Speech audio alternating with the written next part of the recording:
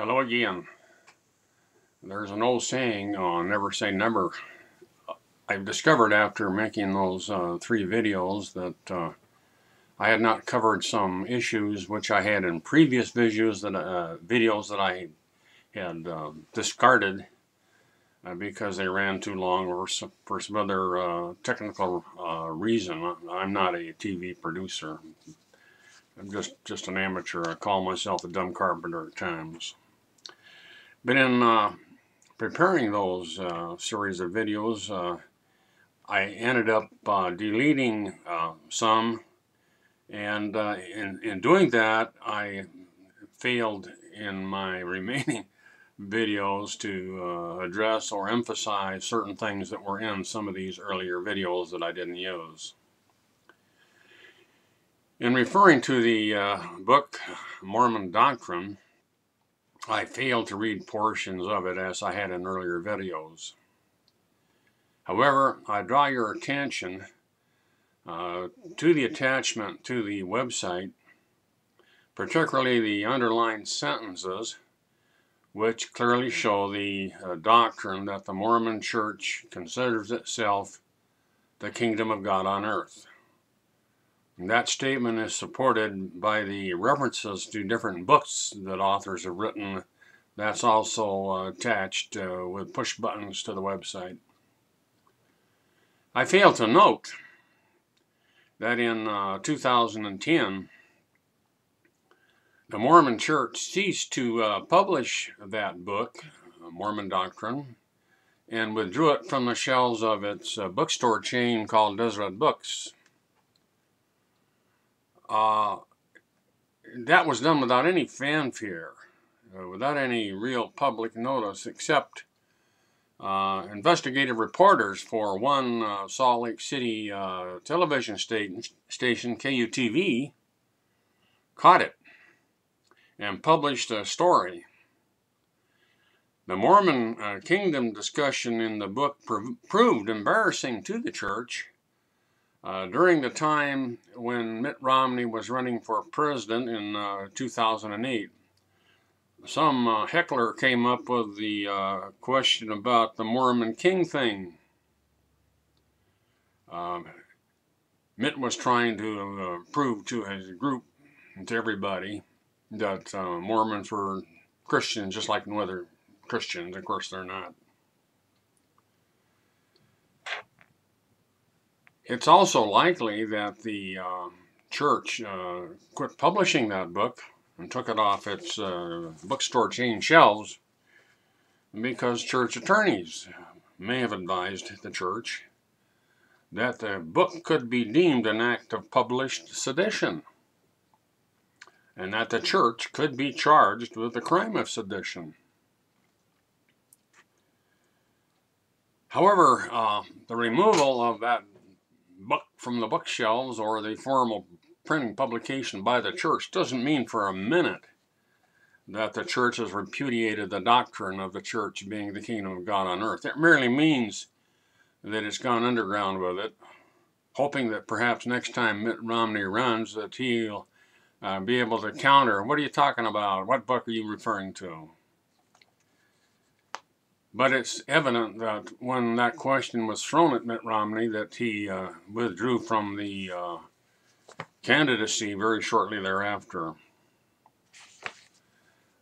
One of the other items that I failed to address in the 3 previous videos is the issue that in the press release attached to the website, I mentioned that I was asking leaders of the world, of the earth, especially where Mormon temples had been built, to shut down the missionary program of the church in those nations or states on the grounds that the Mormon missionaries were preaching the kingdom of God concept as a physical worldly kingdom, which intruded on the sovereign rights of those nation states.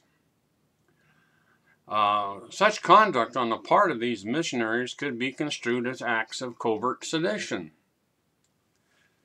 I also addressed the issue of the personal innocence of these missionaries as they were not even likely aware that their preaching the Mormon doctrine was unintentional on their part, as they were ignorant and naive, not understanding the consequences of their preaching.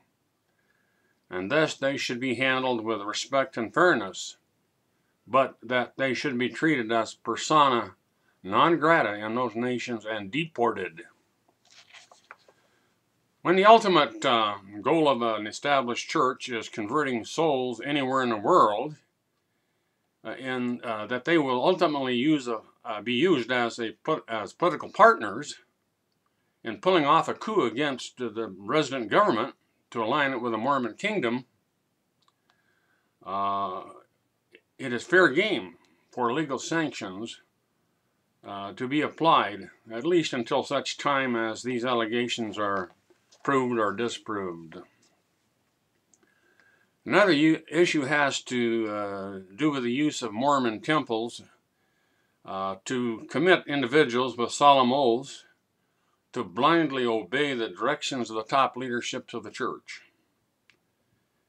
And anything that the church leaders direct them to do.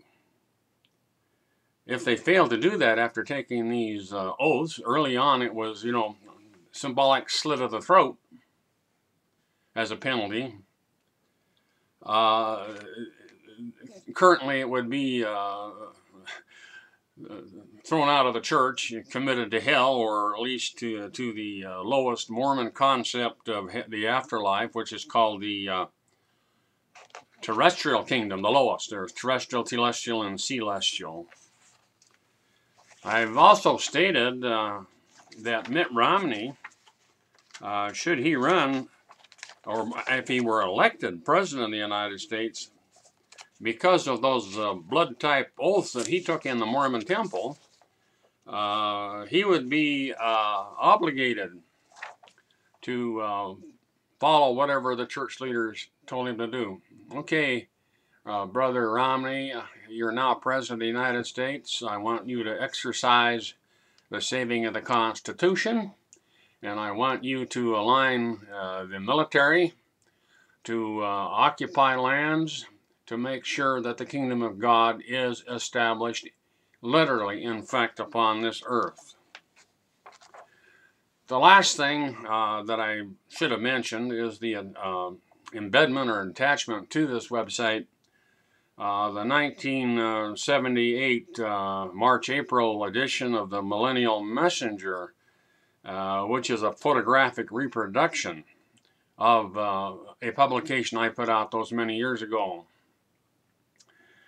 It's considered by many people to be the publication that caused the church to reverse itself on the black priesthood problem within 2 months of that publication. I've given respect and honor to some of the people that wrote articles in that particular publication. Some of them have passed on, one has not. The one that has not is Byron Marchant, who came up with the issue that the church couldn't dedicate the Brazil temple until it actually reversed itself in its denial of priesthood to black men, because in Brazil far more slaves were imported into Brazil than they were into the United States.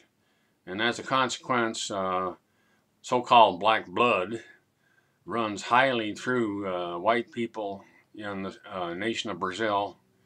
And many of these people, most of these people probably, had this evidence of black blood in them, and they could not, under the doctrines of policy of the church at the time, be ordained to priesthood. And as a consequence, they couldn't go through that temple. So the church would have wasted a few $1 million on building something that was totally worthless.